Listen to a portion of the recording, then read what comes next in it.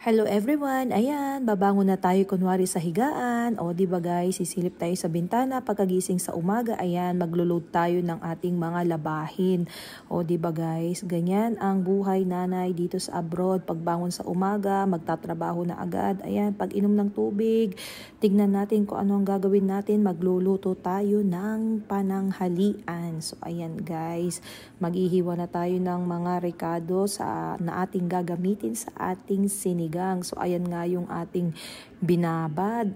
'Di ba? Matigas pa pero pinipilit natin itong hiwain dahil nagmamadali nga tayo dahil may pasok tayo ng 3 PM ng hapon. So ayan, medyo matigas pa nga guys kahit sobrang laki na ng ating kutsilyo. Ayan, pinipilit ko pa talaga pero nag-give up din tayo kaya binalik natin sa tubig, binabad.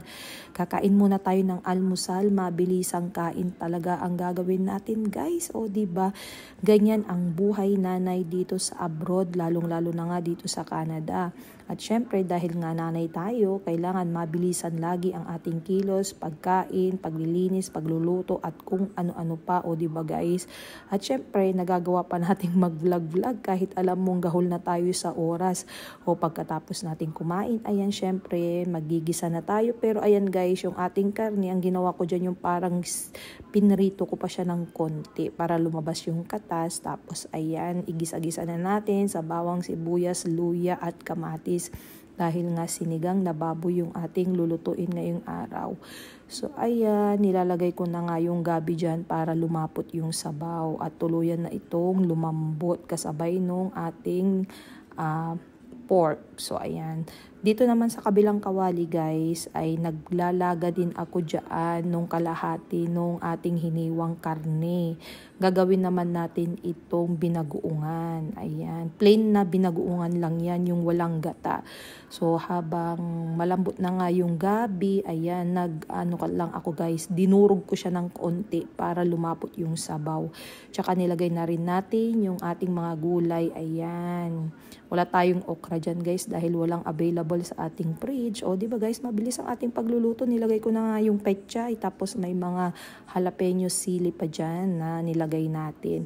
So doon naman sa kabilang kawali, ayan, nilagyan ko na siya ng bagoong alamang tapos jalapeno para may anghang. At nagprito ako dyan kanina ng talong to. Ayan, hinalo na natin.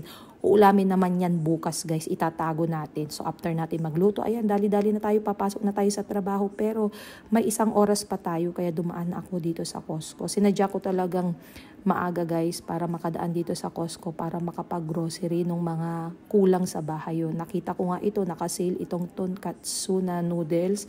So kumuha tayo dyan ng isa. So ayan, paikot-ikot lang tayo ng konti. Tapos naglista pa talaga ako guys kung ano lang yung nakalista dyan. Yun lang talaga yung kukunin natin. O, para budget yung ating pera.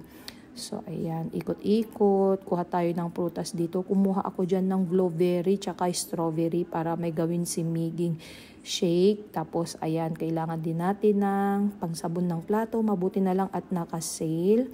At ayan din yung isa sa mga nakalista. At syempre yung ating tissue. Ayan, o diba?